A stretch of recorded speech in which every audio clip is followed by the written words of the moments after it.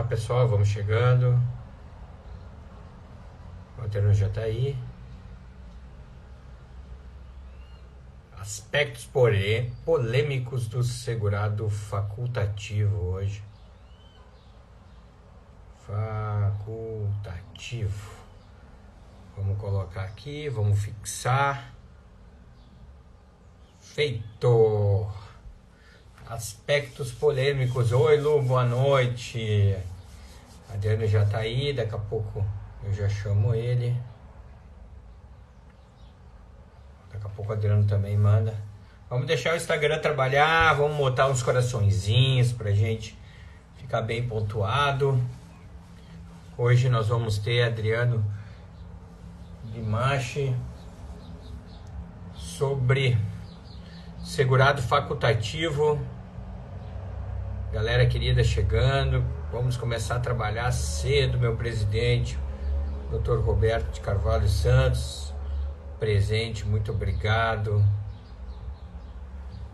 Vamos trabalhar segurado facultativo, pessoal, muitas vezes desprezado o segurado facultativo, mas é muito importante. Temos obra, tá? Obra da mais alta qualidade.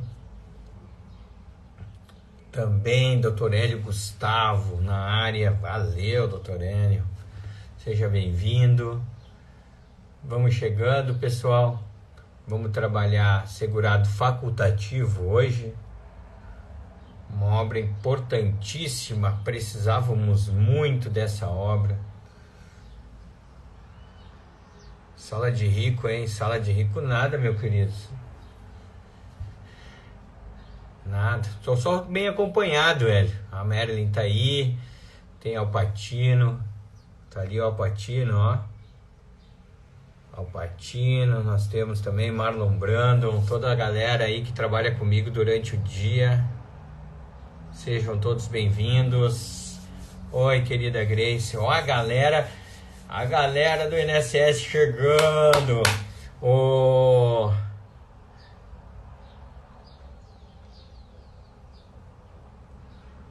Vamos convidar o Adriano, a gente já ir batendo papinho. Já mandei. Salve, garoto! Tudo certo, Anderson? Deixa eu aumentar o volume. Melhor agora com a tua presença. INSS na área, Grace. Esse aí, aqui a gente quer a galera do INSS junto. Nós queremos bons escritores. Nós queremos essa galera que detona escrevendo. E aí, Adriano, seja bem-vindo, meu querido. Como é que tá? Tudo certo por aí, cara? Tudo bem, graças a Deus. Nessa 21 segunda-feira. graus, 21 graus aqui. Precisamos de mais chuva. Choveu pouco hoje. Precisamos de mais chuva. Aqui o tempo ficou feio, ventou, ficou horrível durante o dia, mas não choveu também não. Tá quente pra caramba, mas não choveu nada. Ah, que saco. Bom, galera, hoje nós vamos trabalhar com o querido Adriano. Cara, eu tinha separado a tua obra, mas eu não sei onde eu botei. Tem ela aí para mostrar pra galera? Tá aqui, fácil. Beleza, depois nós vamos mostrar para eles. Tá refletindo um pouco ali, mas depois nós vamos mostrar. A professora Viviane Maisotti, hoje o nível tá altíssimo, a galera chegando. Sejam bem-vindos. Pessoal, nós vamos trabalhar hoje aspectos polêmicos do segurado facultativo, junto com o Adriano, juntamente com o Thiago, fizeram uma obra. Eu não terminei de ler ainda, né? Não vou ficar mentindo que eu li toda a obra, porque eu não terminei de ler ainda. Ó, comprei. Quem não comprou, galera, nós precisamos comprar essa obra, porque não há no mercado uma obra que trabalhe o segurado facultativo. Primeira questão, Adriano, ó, professor Sodero na área, grande Rodrigo, seja bem-vindo, meu sócio. Anderson, Oi. eu vou te pedir a liberdade da gente alterar a ordem dos temas, aproveitar o professor Rodrigo, aproveitar a professora Viviane, aproveitar a professora Grace e já ir para o terceiro tema. A gente vai do terceiro, depois volta para o primeiro e toca o barco, porque daí a gente deixa eles bem animados, bem arretados para conversar com a gente. Não, aí. Cara, na realidade aqui, ó, eu tenho aqui uma programação, mas é aquela programação fake, né? Nós vamos Certo. mudando ela, nós vamos mudando ela. Eu vou te deixar bem à vontade. A primeira pergunta que eu tenho para te fazer é o seguinte, né, cara? Por que a obra do segurado facultativo? Da onde veio essa ideia de vocês escreverem sobre o segurado facultativo? Esse é o primeiro ponto. Depois a gente já entra com o assunto, só para a galera poder se localizar. Tá. Internamente, vocês vão até, a galera que nos ouve aí vai até entender, já nesse primeiro ponto que nós vamos trabalhar, internamente os benefícios previdenciários, eles recebem uma divisão muito peculiar. E não é só reconhecer direitos, né? Então nós temos uma área do INSS que reconhece direitos, mas nós temos uma outra área que trabalha só com cadastro, que trabalha só com o histórico laboral, o histórico da vida laboral do cidadão. E eu trabalhei nessa área por muito tempo, se chama SAIS, a Grace, que é servidora, vai saber melhor do que eu estou falando, Seção de Administração de Informação de Segurado. É uma seção que só administra informações dos segurados, e ela estuda a vida laboral do cidadão como um todo. E estudando a vida laboral do segurado facultativo, a gente percebe que ele nunca foi respeitado, entre muitas aspas, na doutrina e no meio profissional. Na doutrina, menos. Os doutrinadores, dentro do universo que é o direito previdenciário, tentam trabalhar o segurado facultativo nos manuais da maneira que eles acham devidos.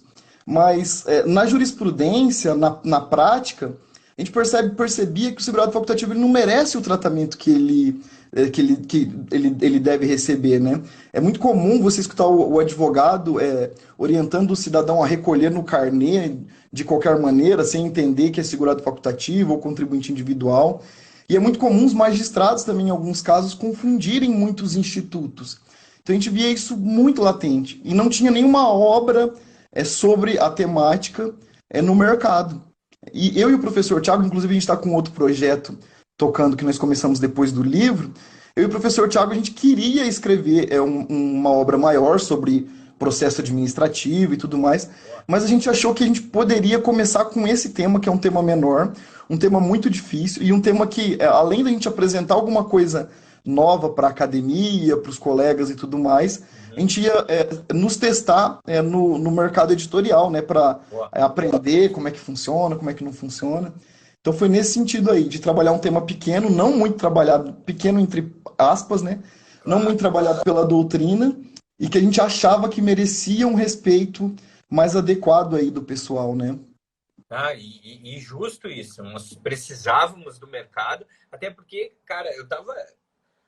A Equipes ter me mandado ali alguns pontos, né, que a gente vai trabalhar, vieram outros, né, cara? Porque tu pensa no facultativo, tu começa a encaixar as peças de situações, né, onde tu verifica a galera trabalhando e contribuindo no facultativo ao mesmo tempo, a fazer uma espécie de complementação. Tu vê a galera que trabalha no regime próprio fazendo contribuição no facultativo, achando que vai poder se aposentar como por idade, ao menos. Então, a gente vê vários equívocos sendo Sim. utilizados no facultativo. Mas vamos fazer o seguinte, vamos deixar esses equívocos para depois. E por onde tu quer começar? Quais são as pinceladas que tu gostaria de dar aí nessa nossa início de conversa? Cara, a gente elegeu 5 tópicos para falar hoje, mas eu quero começar pelo terceiro. Tá, Então a gente vamos lá, pegou 5 pontos polêmicos e vamos começar pelo terceiro. Então, o terceiro eu coloquei aqui os dependentes do segurado facultativo falecido podem promover ajustes no seu histórico contributivo? Então é uma pergunta para a gente buscar soluções, né? Os dependentes do segurado facultativo falecido podem promover ajustes no seu histórico? Aqui a primeira coisa que a gente tem que entender é que aquela discussão antiga sobre o segurado especial, né, sobre a filiação pós-óbito, que os advogados lutaram muito no Poder Judiciário para tentar ampliar essa situação do segurado especial para o contribuinte individual, não é disso que nós estamos tratando. Então aqui nós não estamos tratando daquela situação onde nós queremos comprovar a filiação após o óbito do indivíduo. Se o indivíduo faleceu e ele não era segurado facultativo antes de falecer, nós não vamos entrar nessa discussão, não é disso que nós estamos falando. É justamente porque a Lei 13.846, ela veio para ratificar para vocês, e daí a gente vai ter que ver como é que isso vai se desenvolver na jurisprudência, que só o segurado especial pode ter a filiação reconhecida após o óbito. o contribuinte individual e o segurado facultativo não podem ter a filiação reconhecida após o óbito. Tá, mas nós não estamos falando de reconhecimento de filiação. Nós estamos falando de reconhecimento de alguns ajustes no histórico laboral, no histórico contributivo do segurado facultativo após o óbito dele. E daí, quem estuda com o professor Anderson, quem é mais atuante aí no direito previdenciário, vai se lembrar lá da emenda constitucional número 103 e vai se lembrar daquele dispositivo do decreto 10.410 que permite os ajustes, né? Primeiro a emenda vem e diz que, olha, recolhimento nenhum menor que o mínimo vai ser aceito para nenhuma finalidade. A pessoa tem que recolher até o mínimo legal. E daí vem o decreto e fala, olha, se a pessoa é empregado, trabalhador avulso ou empregado doméstico e teve recolhimentos menores que o óbito, depois da emenda constitucional número 103, a família, até uma determinada data do ano civil seguinte, vai poder promover ajustes no histórico contributivo daquele sujeito para que a família tenha direito à pensão por morte. Então, quem está acompanhando o direito previdenciário aí fala, não, então tá tranquilo. Se o segurado empregado, o empregado doméstico e o trabalhador avulso podem promover ajustes no histórico contributivo do cidadão antes do seu óbito, o segurado facultativo também vai poder promover ajustes no seu recolhimento antes do seu óbito. O problema aí, pessoal, e daí agora que começa a diversão do nosso bate-papo, é que antes mesmo da emenda constitucional número 103, essa é uma posição já antiguinha do INSS, o INSS não reconhecia, com base em um parecer da Procuradoria Federal Especializada de 2014, o INSS nunca reconheceu nenhuma possibilidade de ajustes pós-óbito no recolhimento do segurado facultativo. E após a emenda constitucional número 103, o INSS passou a reconhecer? Não, o INSS ainda não reconhece nenhum recolhimento do segurado facultativo, nenhum ajuste do recolhimento do segurado facultativo após o óbito. Vamos trazer isso para exemplos práticos? A facultativo baixa renda, a pessoa que se dedica única e exclusivamente ao lar dela lá, ela então recolheu a vida toda com o facultativo baixa renda, veio a óbito ele ou ela, e depois que veio a óbito, pediu o benefício previdenciário, a pensão por morte lá no INSS. O INSS analisou aquilo lá e viu que aqueles recolhimentos não se encaixavam na Lei 2.470 lá de 2011. Se não se encaixam na Lei 2.470, o INSS vai negar o benefício, porque o INSS não vai permitir que a família complemente recolhimentos após o óbito. A pessoa errou o recolhimento lá como segurado facultativo, tinha que recolher em cima de R$ 1.100, recolheu, que é o salário mínimo de 2021, né? Recolheu em cima de R$ 1.095, com a base de cálculo de R$ 1.095, ao invés dos R$ 1.100. Se essa pessoa vem a óbito, o INSS hoje ainda não reconhece o direito dessa pessoa promover ajustes técnicos no histórico laborativo, no histórico contributivo daquele segurado facultativo, porque o INSS, com base nesse parecer de 2014 da PFE, e com base também lá no artigo 30, inciso 2 da Lei 8.212, entende que o recolhimento do segurado facultativo é ato personalíssimo, que se ato personalíssimo só pode ser praticado por ele, e se só pode ser praticado por ele, a família então não teria direito de complementar, promover nenhum tipo de ajustes. Então, Anderson, atualmente, essa é a posição do INSS. Aí você vai me dizer assim, mas Adriano, mas essa posição do INSS, ela não é inconstitucional? Porque a emenda 103 vem e disse que é possível o empregado doméstico, trabalhador avulso, fazer esses recolhimentos. Isso não seria inconstitucional?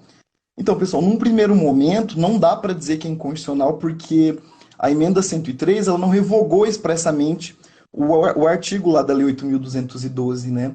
Então, por enquanto, o INSS ainda, até hoje, 18h40, o INSS ainda, 18h45, o INSS ainda mantém esse entendimento, porque nós não temos o poder de dizer que a emenda constitucional revogou o artigo 80, o artigo 30, inciso 2º da 8.212. Aí você vai perguntar assim, Anderson, tá, mas e a PFE? O que a PFE acha disso? Pessoal, esse tema especificamente é o tema é o tema 286 da TNU. Eu não sei se vocês estão acompanhando, esse tema faz parte do tema 286 da TNU. Inclusive o professor Diego Schuster é o responsável pelo IBDP, por ser amicus curiae pelo IBDP desse tema. E a PFE, ela ainda está com prazo para se manifestar. Esse tema foi pautado agora no mês passado, mas saiu de pauta, e a PFE Deixa ainda eu, está com prazo para se manifestar sobre esse tema.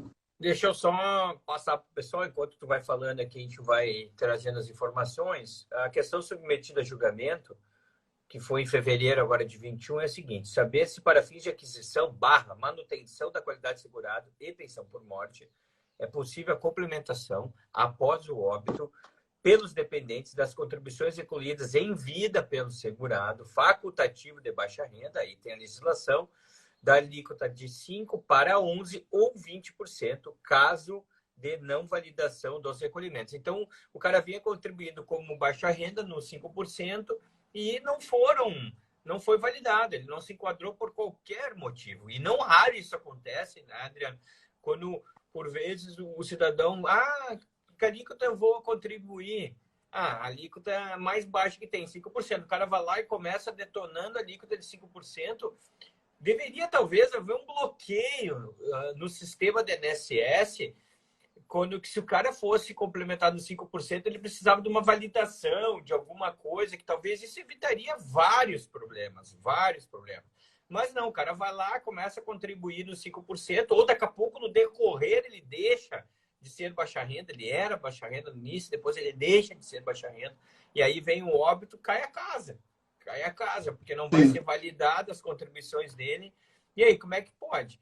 Ele pode contribuir de 5 para 11, na realidade ele não, né? Porque o cara está falecido, mas a família de 5 para 20 poderia? Então, esse é o ponto. Inclusive o Diego Schuster usou a nossa posição lá da obra na defesa do amicus curiae, porque eu entendo que concordo academicamente falando, né? Não é a posição do INSS. Claro, aqui eu dou como docente. Sim. Não, eu entendo, do ponto de vista acadêmico, eu concordo plenamente com você, Anderson. O sistema ele deveria criar algum mecanismo para que a pessoa ela tivesse ciência em vida de que aqueles recolhimentos não vão ser reconhecidos, né? Então o sistema ele nem dá essa ciência em vida. Então a pessoa ela constrói durante a vida aquela perspectiva de que ela vai ser protegida, vai proteger a família. E daí, quando ela vem a óbito com essa construção formada, né, o Estado, num primeiro momento, não contrariou isso, não disse nada a respeito, ela falece e deixa a sua família sem nenhum tipo de proteção. Então, é justamente esse o ponto. Embora a emenda constitucional tenha permitido ajustes pós-óbitos para o empregado, para o segurado, para o empregado doméstico, para o trabalhador avulso, ela foi silente em relação ao segurado facultativo, em relação ao contribuinte individual. E não faz sentido, né, Adriano? Porque pensemos numa situação de que ele, por qualquer motivo, ele contribuiu todo 2021 com o salário, o salário mínimo de 2020. Ele não poderia fazer o agrupamento? Agrupa tudo e resolve o problema. Então, Anderson, eu queria entrar nesse mérito agora, porque a gente tem, Não né? Agora trabalhando como advogado do INSS, né? Parafraseando uma outra situação aí, pensa na Procuradoria Federal Especializada, no INSS, e vamos imaginar alguns cenários. Então, esse tema, ele merece ser tratado com muito carinho. Eu tenho essa minha posição acadêmica, mas eu entendo que ela tem que observar outras coisas, porque quando a gente fala em ajustes de recolhimento pós-óbito do segurado facultativo, nós temos pelo menos 4 cenários, 4 situações. A primeira é a do segurado facultativo de baixa renda, que recolhe com 5, sem saber que aquele recolhimento pode não ser validado. Exato. A segunda situação não é de uma pessoa que erra a base de cálculo, é de uma pessoa que erra a alíquota. Então, ela não errou a base de cálculo, ela recolheu em cima do salário mínimo normal. Só que ela recolheu em cima do salário mínimo e ela gostaria de recolher com o código de 11, mas ela inverte e recolhe com o código de 20. Então, ela não errou Ela não errou a contribuição, ela errou a alíquota aplicada. Pagou com o código de 20, mas recolheu só 11%.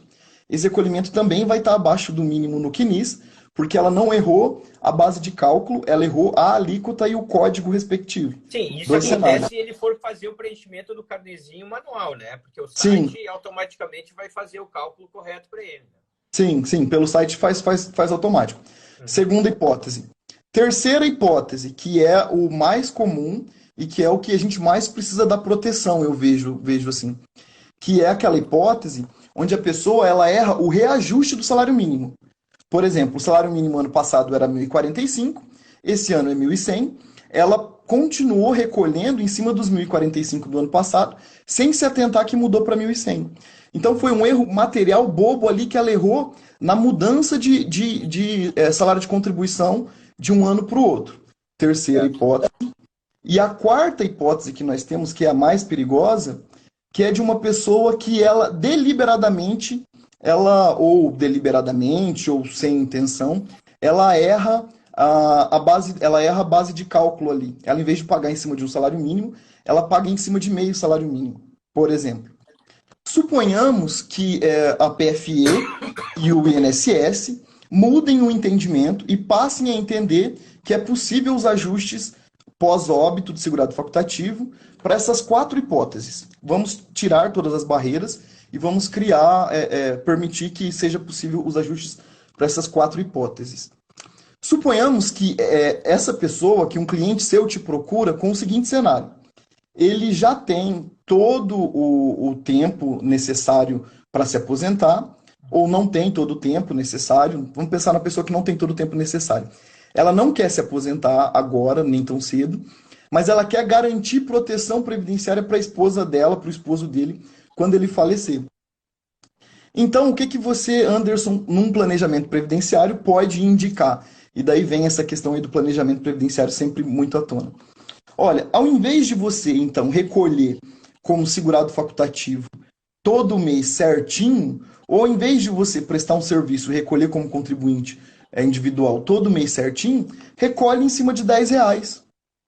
Passa a recolher como segurado facultativo uma a cada 6 meses, para você garantir a qualidade de segurado em cima de R$ 10. Emite a GPS lá em cima de R$ 10. Porque quando você morrer, o INSS agora passou a permitir que a sua família faça o ajuste pós-óbito do seu recolhimento. Se a sua ideia é só deixar pensão para sua cônjuge, para o seu cônjuge, recolhe uma vez a cada 6 meses num carnê lá de R$ 10, que é o valor mínimo.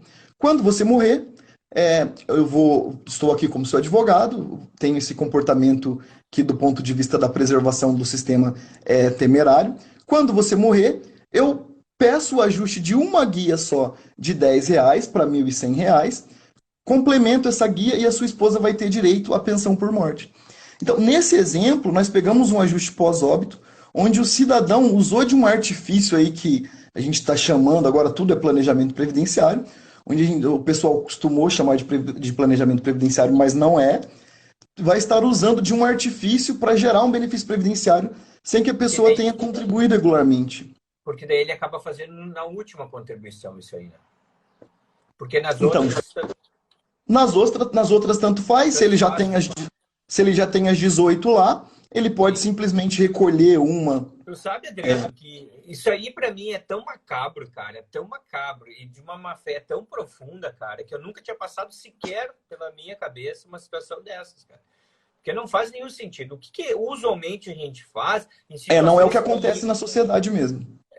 o que efetivamente a gente faz, e isso em casos que a gente tem o cuidado de quando a pessoa realmente não tem remuneração, é fazer o planejamento de 6 em 6 para não perder o vínculo com a Previdência. Né? O que a legislação permite, o que eu vejo extremamente viável para o cidadão que não remunera. Porque se o cara remunera, o código de contribuição é outra, a forma de contribuição é outra, em que pese a gente saber que as pessoas acabam deixando de remunerar, os próprios advogados em sala de aula eu faço essa enquete sempre.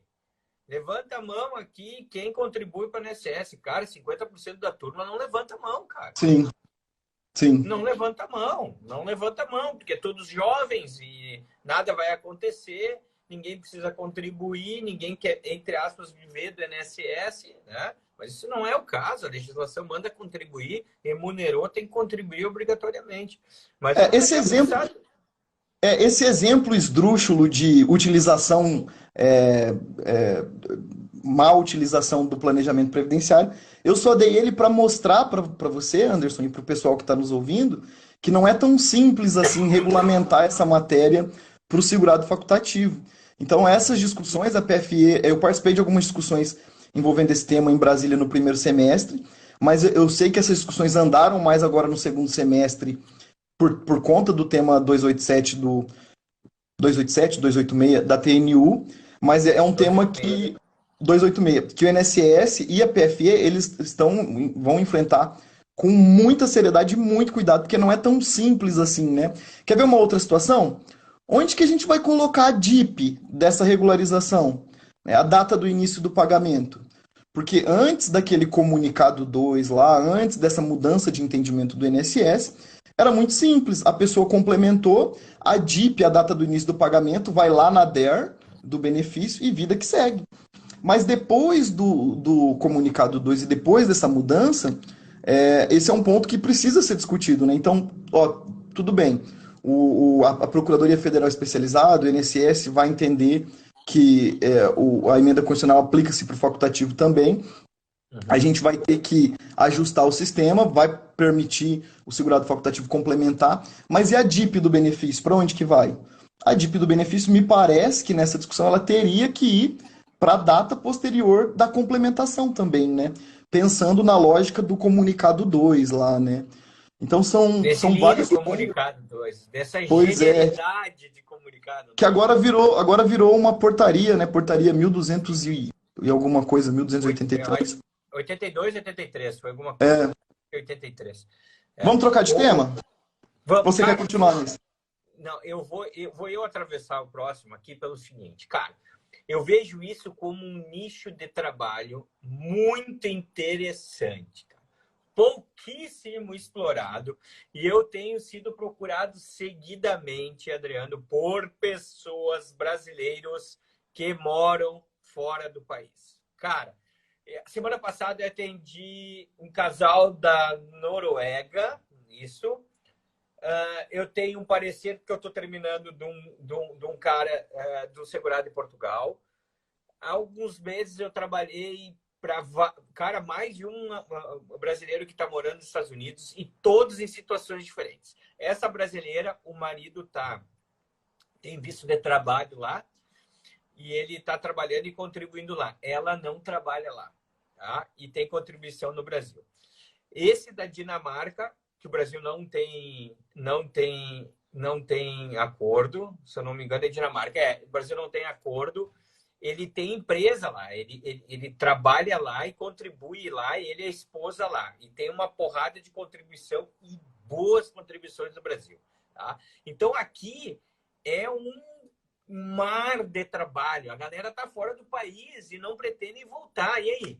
Eu quero me aposentar. O que eu faço? As pessoas acham que podem levar isso aqui para lá. Esse não é o assunto do nosso debate, né? Se pode levar para lá, óbvio que não pode, né? E é contado como tempo, mas não é regime próprio, que tu pega uma declaração daqui, né? Tu pode utilizar lá, pode utilizar aqui, são regras. Agora, como é que funciona a questão do facultativo? O cara que está no Brasil, fora do Brasil, pode contribuir como facultativo aqui, depende se ele tem acordo ou não. Então, esse é um outro tema, e sensacional esse tema. Esse tema tem tudo a ver com o planejamento previdenciário, tá? Só voltando um pouquinho atrás, eu falei do planejamento previdenciário, aqui com a gente tem a professora Viviane, que é uma excelente professora. É uma craque, né? Dessa temática. Só que assim, o planejamento previdenciário ele tem duas situações. Tem situações de gente muito boa no mercado, que nem a professora Viviane, e tem a situação que a gente vai ter que desenvolver com o tempo, as coisas vão mudar, as pessoas estarem falando algumas bobagens para o segurado, e isso que é o complicado. O complicado é ter o cuidado para não falar essas bobagens. Então, esse é o primeiro ponto. A gente tem que confiar muito no profissional, só ir atrás de bons profissionais mesmo, professor Anderson, professora Viviane, para acompanhar a gente aí nessa batalha que é o direito previdenciário.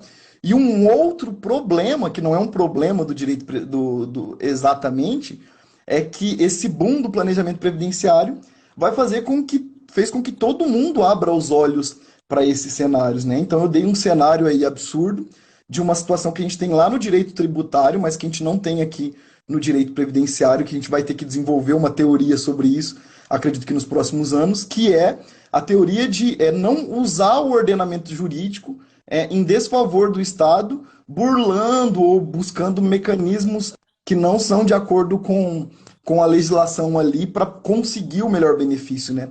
É aquilo de elisão e evasão lá no direito tributário que a gente estuda, né? De usar mecanismos tributários meio que em desacordo com a lei ou com a moral, enfim. A gente vai ter que estudar isso agora em direito previdenciário também. Mas voltando para essa temática que o professor Anderson trouxe, que o doutor Anderson trouxe, nós tínhamos um problema muito grave antes do decreto 10.410 na legislação previdenciária brasileira. Porque vamos voltar para o conceito de segurado facultativo para a gente entender qual que era esse problema. Segurado facultativo é aquele cara que tem uma idade mínima, que não tem nenhum tipo de filiação previdenciária previdenciária pública no Brasil e que decide por conta própria recolher como segurado facultativo. Então, são 3 requisitos para ser segurado facultativo. Uma idade mínima, que o INSS diz que é 16, mas alguns doutrinadores entendem que é a partir dos 14. A manifestação da vontade, que é muito importante para essas nossas discussões também sobre querer manifestar a vontade por ser segurado facultativo. E a questão de não ter nenhum tipo de proteção previdenciária pública, e daí no livro eu sempre coloco isso bem claro, no Brasil. Porque, assim, servidor público. Servidor público, via de regra, ele não pode ser segurado facultativo, porque ele tem um outro regime de proteção previdenciária lá dele, que é o regime próprio. Antes do decreto 10.410, nós entendíamos esse conceito, essa parte do conceito, né, não ter nenhum tipo de proteção previdenciária, ele era um pouco maior, porque o Estado ele entendia que era nenhum tipo de proteção previdenciária em nenhum lugar, ou em nenhum lugar que o Estado brasileiro pudesse alcançar. Então, antes do decreto 10.410, o brasileiro residente domiciliado no exterior, ele só poderia, que é os casos que o professor Anderson trouxe para a gente, ele só poderia ser protegido pela Previdência Brasileira do Brasil como segurado facultativo, primeiro, via de regra, salvo algumas exceções, essa é a forma mais fácil de um brasileiro residente ou domiciliado no exterior se filiar ao ordenamento previdenciário brasileiro. Porque contribuinte individual, salvo raríssimas exceções, ele não vai poder ser porque ele não está no Brasil para prestar serviços. Exato. Empregado também não, porque salvo raríssimas exceções da 8.213, ele também não está trabalhando no Brasil. Então a única hipótese que sobra é o facultativo. Mas antes do decreto 10.410, antes de 2020, antes de julho de 2020, nós tínhamos uma regra muito peculiar, porque para o brasileiro residente domiciliado no estrangeiro poder ter proteção brasileira, ele tinha que estar em um país com o qual o Brasil não tivesse acordo de cooperação previdenciária. Se ele morasse em um país com o qual o Brasil tivesse acordo de proteção previdenciária, ele não poderia ser segurado facultativo. E no livro eu dou o exemplo da Bélgica, mas nós temos também o exemplo dos Estados Unidos, por exemplo, que o Acordo de Previdência Brasil-Estados Unidos, ele surgiu só em 2018. Então, até 2018, o indivíduo que morava nos Estados Unidos e era um brasileiro morando nos Estados Unidos e queria contribuir no Brasil como segurado facultativo, ele poderia porque o Brasil não tinha acordo de previdência com os Estados Unidos.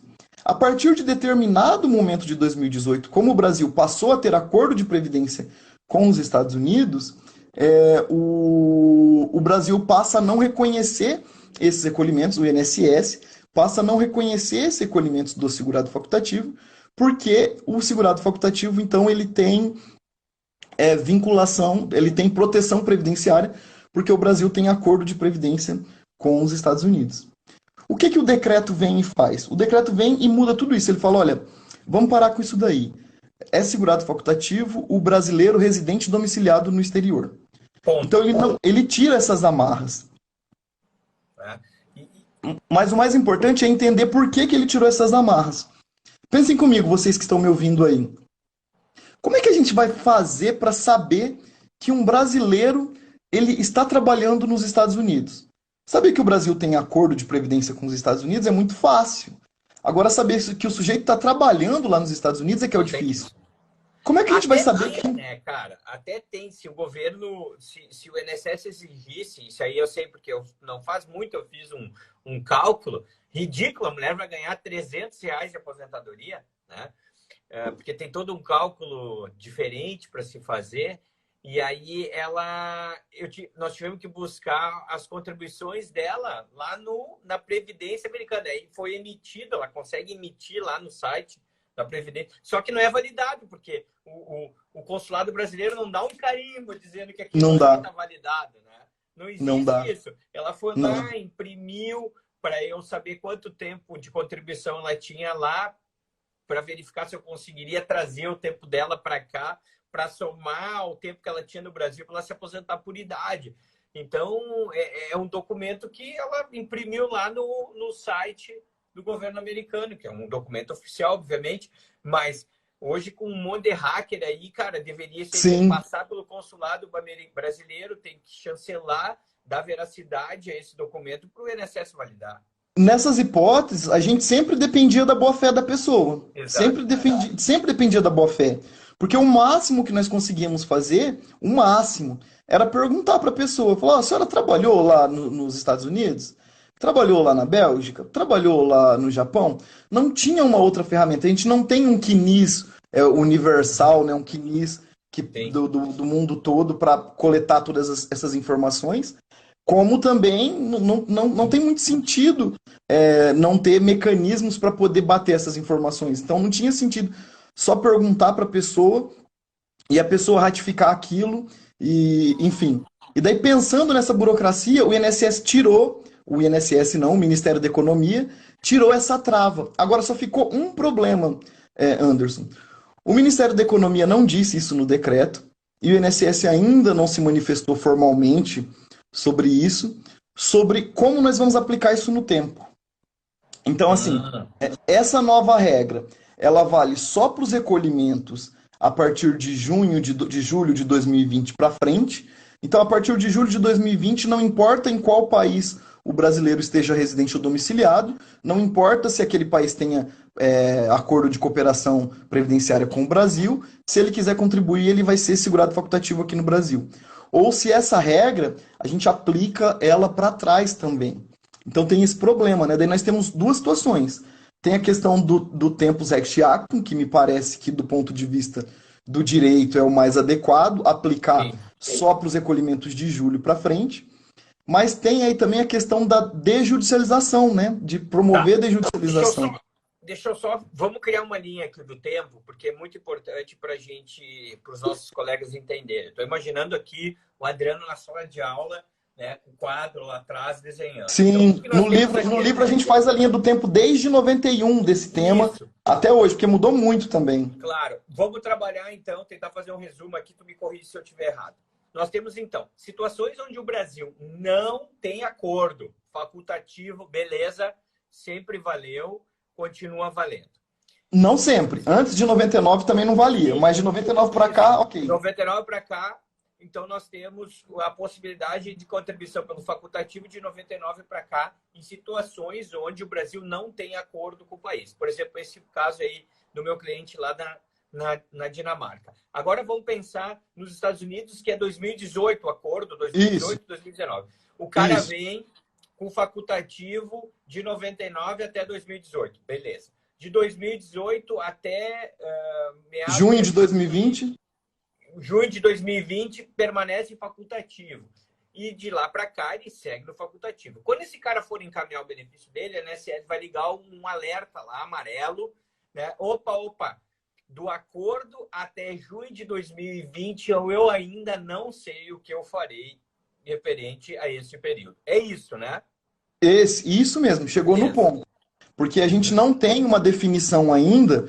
Me parece que o INSS, não posso falar pelo INSS, mas se fosse adotar uma linha de aplicar o princípio do Tempus Est Actum, esse período desse nosso morador dos Estados Unidos, de 2018 a 2020, não poderia ser validado. Sim. Agora, se a gente pensar numa questão de desjudicializar, de não criar burocracia e tudo mais, nós poderíamos pensar numa aplicação retroativa para esse dispositivo aí, para que pudesse ser validados os recolhimentos dele de setembro de 2018, que é quando começa o acordo Brasil-Estados Unidos, até junho de 2020.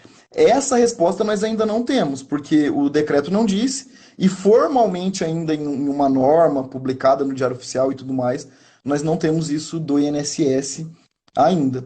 Mas esse é um puta tema, cara, porque quando cai para vocês, cai muitas vezes da pessoa que tá 15 anos recolhendo, Sim. 12 anos, e você como advogado vai ter que fazer essa linhazinha do tempo aí e ver onde você vai ter que brigar, onde o INSS já reconhece. Porque, cara, a galera fala muito do planejamento previdenciário, né? E, obviamente, com a emenda constitucional isso saltou, mas é muito legal a gente fazer essa análise do cidadão que mora fora do país, justamente porque teve um determinado período, cara, que a gente teve que parar com... A gente tinha que entrar em contato com os caras e dizer, não, mas peraí, as contribuições que eu pedi para tu fazer, tu não pode mais fazer agora. Mas, doutor, tu disse que eu ia me aposentar pelo próximo ao teto, porque eu estou contribuindo, porque é uma teteia o cara contribuir pelo teto morando nos Estados Unidos, né, cara? Facultativo, sim, né? Mas eu vou conseguir me aposentar bem e tal, e tal. Eu disse, não, agora nós vamos ter que rever tudo. Então, ao menos agora se tenta trazer e verificar isso, porque não é o nosso assunto, né, Adriano, mas o tempo utilizado, trabalhado fora do país, ele é contado aqui e somado ao tempo trabalhado no Brasil para efeito de cálculo. Agora, com o facultativo, a gente não precisa mais trazer o tempo de fora, não é isso? Sim, sim. E daí consegue benefícios. Tu resolve esse problema de benefícios de R$300, de R$400, como aquele sim, que eu... Porque para o governo é muito mais vantajoso, né, cara? Vai entrando dinheiro, ele está precisando de dinheiro, então acaba sendo vantajoso para o governo receber o facultativo. Eu acho que até pode ser vantajoso, mas daí a gente teria que fazer os cálculos certinho. E daí eu já quero aproveitar e puxar outro tema também, então, que tem um pouco a ver com uma discussão menos técnica, me parece, e um pouco mais ideológica, um pouco mais de quem não conhece o nosso universo, conhece muito de político e menos de política, não conhece o nosso universo, o universo da advocacia previdenciária, do cidadão e tudo mais, que é aquela discussão que eu trouxe lá para você sobre qual é o limite universalizante da proteção social fornecida ao segurado facultativo. Boa, isso é legal. Então é uma pergunta um pouco grande, mexe lá com o princípio da universalidade, mas é para a gente voltar a pensar sobre qual é a origem do segurado facultativo. De novo, esse bate-papo nosso aqui surgiu de uma aula que eu acabei dando na PUC, então a gente trata lá um pouquinho de questões mais conceituais, mas quando a gente pensa no motivo constitucional do surgimento do segurado facultativo, o segurado facultativo ele surgiu para universalizar o atendimento, para permitir com que todo brasileiro que não tivesse nenhum tipo de proteção social, ele pudesse entrar no sistema e participar do sistema porque ele não exerce atividade laborativa. Então, a ideia do Constituinte foi atender justamente essa questão aí da universalidade do atendimento. Mas quando a gente pensa num cidadão brasileiro que está nos Estados Unidos recolhendo sobre o teto, me parece que daí nós podemos pensar em uma linha onde o princípio da universalidade do atendimento não estaria sendo atendido, e daí sendo advogado do INSS mais uma vez, o princípio da universalidade não estaria sendo atendido da forma adequada como o Constituinte quis. Só que esses casos, eles me parecem que são um pouco a exceção, não são a regra, né? A regra no facultativo é o cidadão recolher com 11, é o cidadão recolher com 5, não é ele recolher com base em um valor muito mais alto. Mas pensando nisso... A não ser, né, que ele tenha um passado bem interessante, né? E daqui a pouco a indicação é para manter a contribuição alta e vai pelo facultativo, porque hoje ele não tem renda, mas isso não é regra, isso é exceção. Então, é a exceção. Mas se a gente pensar, e daí não estou sendo político aqui de forma nenhuma, é uma constatação social. Se a gente pensar nas mudanças de rumo que a própria condução do Estado teve nos últimos 5, 6, 7 anos, em como isso impactou nas mudanças que nós tivemos em legislação trabalhista, em legislação previdenciária, uma discussão que começa a surgir é se não seria adequado nós limitarmos o acesso também, assim como é para o segurado especial, para o segurado facultativo a um salário mínimo. Então, uma discussão aí, né, que colide um pouco com essa ideia de política pública que nós temos nos últimos anos no Brasil e de restrição de direitos, é que se não seria adequado nós pensarmos, e me parece que isso é muito mais uma questão ideológica do que do próprio direito, né? Porque para ser do direito nós teríamos que fazer uma coleta de dados aí e ver quais situações, porque esse exemplo que o professor me deu, Anderson, eu particularmente eu entendo academicamente que o princípio da universalidade nesses casos, no caso de um estrangeiro que usa o sistema brasileiro para se aposentar no teto, ele estaria ofendendo o princípio da universalidade do atendimento, porque ele estaria usando o ordenamento jurídico em desfavor do que a Constituição quis para aquilo. Então, para mim, essa condução é inconstitucional, embora hoje ela não seja ilegal. Sim, Mas pensando nisso, sim, é porque que vem o surgindo essas 1406 discussões aí. permite, o 1406 permite que ele contribua no valor que ele quiser. Sim, sim. Mas você concorda que, do ponto de vista constitucional, nós não estamos falando de uma pessoa que está desprotegida? Não, cara, mas o sistema não é só para os desprotegidos também, né? Ele está Não, prevendo uma proteção futura, né? Hoje talvez ele não esteja desprotegido, mas sabe-se lá aos 70 anos, 65, quando ele for se aposentar, como é que vai estar a situação dele? É lá que ele está pensando, né? sim, Quando ele sim. efetivamente, quando a renda Mas dele cai, quando a mão de obra dele cai, e talvez a aposentadoria dele seja o único meio de sobrevivência, até porque o passado também dele de boas contribuições trazem ajudou isso. naquilo, né? Sim, também. Uhum. Mas eu acho que para essa discussão ela não ser ideológica e ela ser de fato acadêmica, a gente precisava de números, né? Tanto de um lado Sim. quanto do outro, do impacto e tudo mais. Mas eu Uhum. só quis trazer esse ponto para a gente discutir o quanto, qual é a visão de universalidade do atendimento que o Estado eventualmente possa ter em virtude dessa temática, né? Nesse sentido, até uma colega me questionou, e isso já aconteceu várias vezes, cara. O cara vem de um benefício por incapacidade de longa duração e o contribuinte individual, ele chega no escritório e diz assim, ó, doutor, agora eu tô em... Eu quero ver se a gente restabelece meu benefício. O advogado faz a conta e verifica, não, mas a senhora já fechou sua aposentadoria por idade, o valor está praticamente parecido ou melhor, enfim, e resolve entrar. Para validar todo esse período, a gente precisa intercalar essa contribuição. E ela não tem mais remuneração, ela não tem renda, ela não quer inventar uma renda qualquer, ela quer contribuir da melhor forma. O facultativo, nesse caso, Adriano, para intercalar as contribuições. A gente viu já o STJ, o STF já julgaram, mas julgaram situações dizendo o seguinte, olha, para a gente fazer a intercalação das contribuições tem que ser oriundas de trabalho. Ele não entrou no mérito em situações de facultativo, até porque o tema em discussão não era esse. De que forma tu vê isso e de que forma o INSS vem analisando situações como essa? Por enquanto, como o INSS ele reconhece essa intercalação como facultativo, não tem problema, e por enquanto não tem nenhuma discussão a respeito de qual é o valor dessa contribuição, né? A pessoa pode intercalar com o valor que ela quer, porque por enquanto não tem nenhuma restrição aí quanto à questão do valor.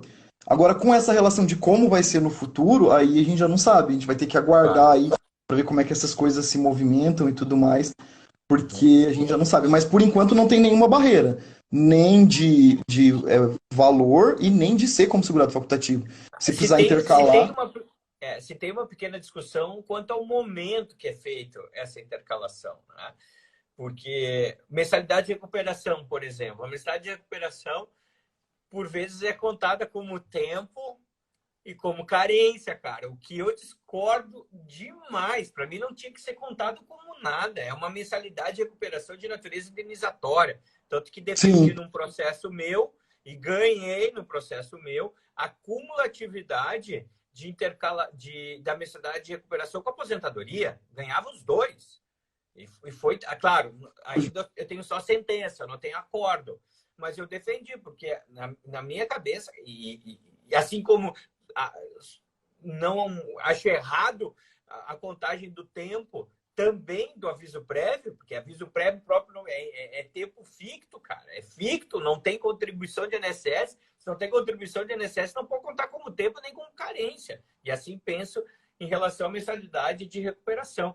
Aqui se tem essa discussão em que momento deve ser feita a contribuição. Tem que ser imediatamente posterior à finalização da contribuição. Não, pode ficar 3, 4, 5, 6 meses, para ficar um ano para o INSS validar. A legislação não determina que tem que ser logo em seguida. Qual é a tua opinião a respeito disso? A opinião do INSS é que não precisa ser logo em seguida, né? A gente não tem essa discussão no INSS. Eu particularmente entendo que também não tem que ser logo em seguida, né? Porque se ele recuperou a capacidade e é intercalado, a lei não traz uma definição de qual é o momento adequado, né? Fala que é entre atividades.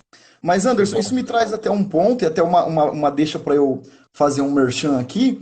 Eu e o professor Tiago Adame, nós lançamos um curso preparatório para o concurso do INSS. Depois, pessoal, se tiver curiosidade, entra lá no meu Instagram, tem no link da bio mais informações sobre esse curso. E uma aluna estava respondendo uma questão esses dias e ela fundamentou a resposta da questão em um princípio constitucional. Ela falou, então, com base nesse princípio, eu acho que essa resposta está errada, por isso. E ela até acertou, mas o ponto que eu queria trazer para a gente aqui é que direito previdenciário não tem racionalidade nenhuma, em nenhum aspecto.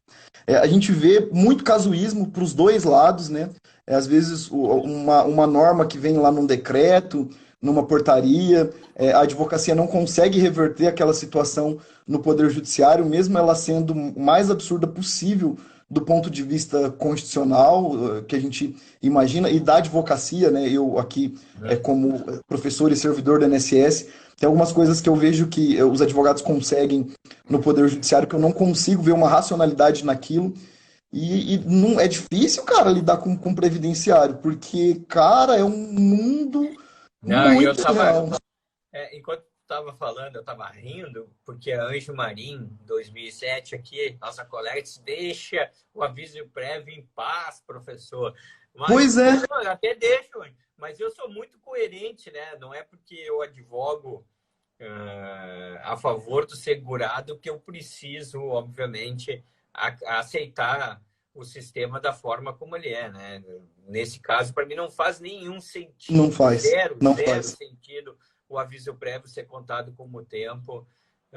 Mas, ok. Cara, nós temos tempo ainda, mais 5 minutos, para a gente entrar mais uma saideira. Vamos mais um rapidinho? Uma saideira rapidinho. Demorou. Novas figuras criadas com o decreto 10.410 e com a lei do bem, aquela lei 14.020, a lei do benefício emergencial. Tem uma situação lá no benefício emergencial que entrou num limbo. A gente não sabe ainda como é que vai ser tratada a advocacia. Provavelmente vocês devem estar tomando as providências de vocês para resolver. O INSS vem se manifestando sobre isso em alguns atos, mas não está muito claro ainda como vai ficar essa situação, que é aquela situação da pessoa que foi mandada para casa durante a pandemia. Então, o contrato dela foi suspenso, o empregador dela mandou ela para casa lá por 60 dias, 90 dias, para ficar em quarentena durante a pandemia. Ou então, o empregador reduziu o salário dela e reduziu a remuneração dela para que ela pudesse trabalhar menos, enfim, para a gente tomar conta aí da pandemia, das questões envolvendo a pandemia e a quarentena. Então, 2 cenários. Ou a pessoa não recebe nada e fica com o contrato suspenso, ou a pessoa recebe menos e tem uma redução no salário de contribuição dela ali e da contribuição previdenciária como um todo. A lei do bem, a lei 14.020 de 2020, ela diz que quando o contrato é suspenso, durante essa suspensão do contrato de trabalho, o indivíduo é segurado facultativo. Uhum. Quando tem a redução do contrato de trabalho, a redução da jornada e do salário, o indivíduo ele pode se filiar facultativamente. Ele pode recolher contribuições facultativamente. Em um cenário ele é segurado facultativo e no outro cenário ele pode recolher facultativamente as contribuições para complementar o salário.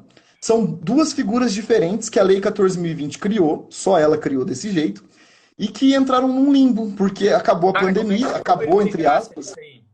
Como? Como é que fica o período de graça aí? Cara, se você quiser, a gente podia fazer uma live todinha para falar só disso. Cara, que Porque legal. Olha, o fica aí Estado não então. tem respostas para todos os Pois é, cara, pontos, porque como é que fica o período de graça aí? Porque porque foi muito a toque de caixa. automaticamente ele teria um ano, né? Sem entrar no mérito se tem acréscimos lá atrás ou não, se ele foi dispensado. Só que ele não foi dispensado. Partindo do pressuposto que ele não tenha 120 contribuições. Mas agora ele passa a ser facultativo. Vamos supor que ele fique 11 meses sem contribuir. Daí ele perde a qualidade de segurado, porque agora ele é facultativo, ou ele fica 7 Pois meses sem é, contribuir. pois é. Mas ele, Mas o daí contrato dele está suspenso. a gente entra, Anderson, por isso que eu tô Louco, te falando cara. que isso daria uma discussão de horas. Ó, A a gente professora entra, Viviane está dizendo manter o mais vantajoso. Faz sentido? Faz sim, a sentido. IN tem até previsão, né, nesse sentido para outros cenários, não para esse, mas seria um cenário a se criar. Outro ponto.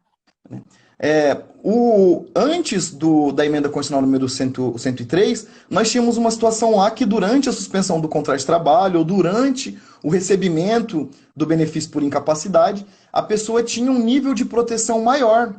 Com a emenda constitucional número 103, esse nível de proteção diminuiu.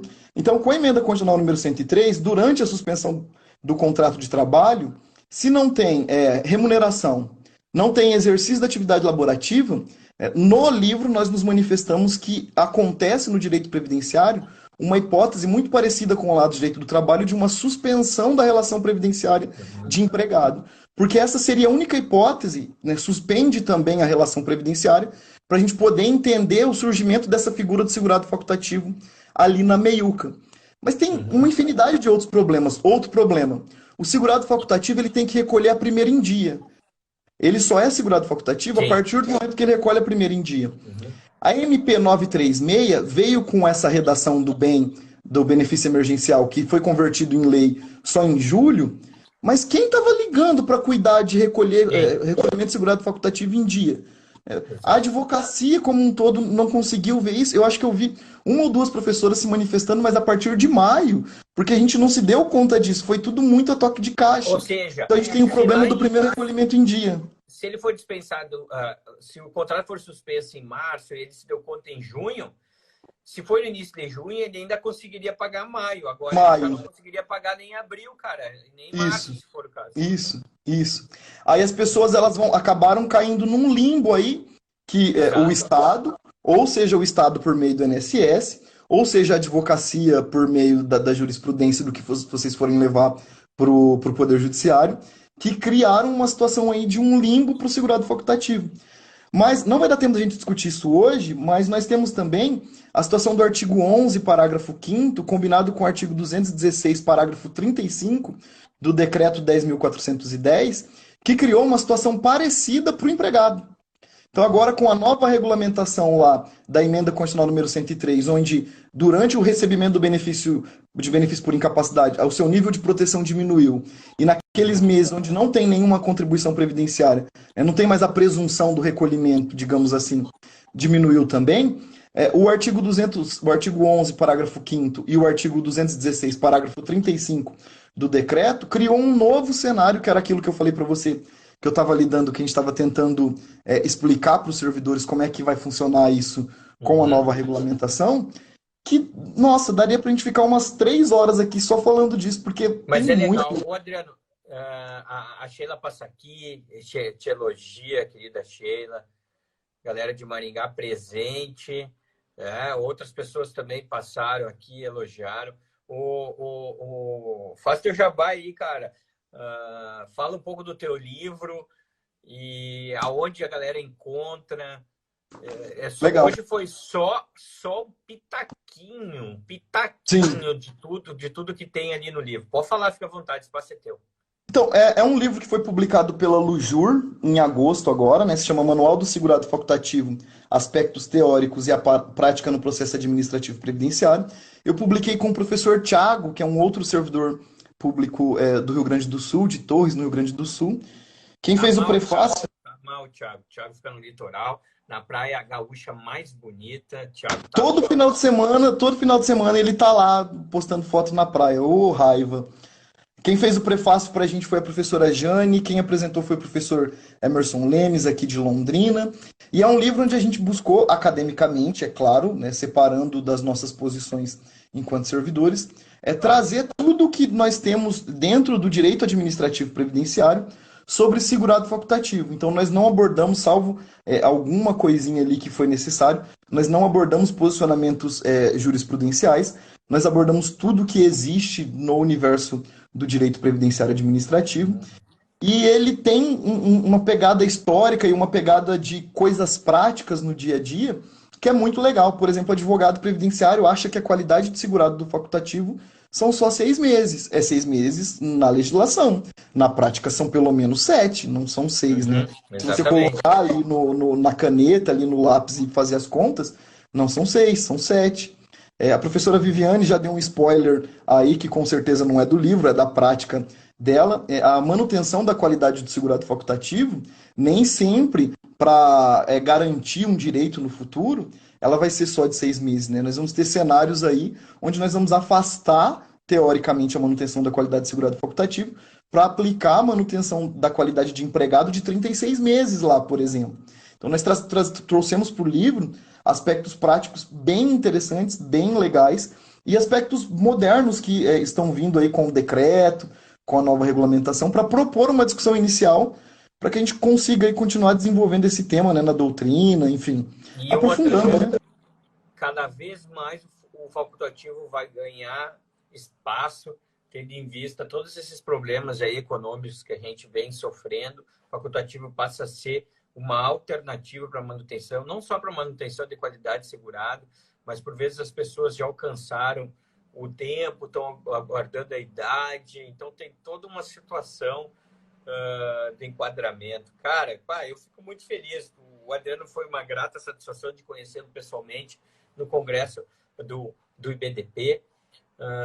Então, cara, foi uma imensa satisfação de te conhecer e valeu por esse espaço, por ter compartilhado tanto conhecimento num curto espaço de tempo, querido. Vamos fazer uma próxima, hein? Antes do final do ano. Vamos sim. Eu que agradeço, Beleza. Anderson. Muito Olha obrigado. aí, Foi ótimo estar com vocês aí, pessoal. Nada. Gurizada, comprem o livro desse homem, porque depois é o seguinte, né? Eu vou cobrar dele. Eu vou cobrar dele em cerveja, meu velho. Em Isso. cerveja. Vamos tomar essa Nós cerveja aí. vamos cobrar no próxima oportunidade que nos encontrarmos novamente. Valeu, pessoal. Muito obrigado por vocês terem ficado conosco nesta hora. Foi super bacana, muito conteúdo, muito assunto. Não tem problema, Anjo Marim vai ficar gravado no meu feed, tá bom? Um abração para todos, Adriano. Beijo no teu coração aí, cara. Um bom início de semana e até a próxima, pessoal. Então, o livro do Adriano tá lá na Lujur, então entre no site lá no Lujur.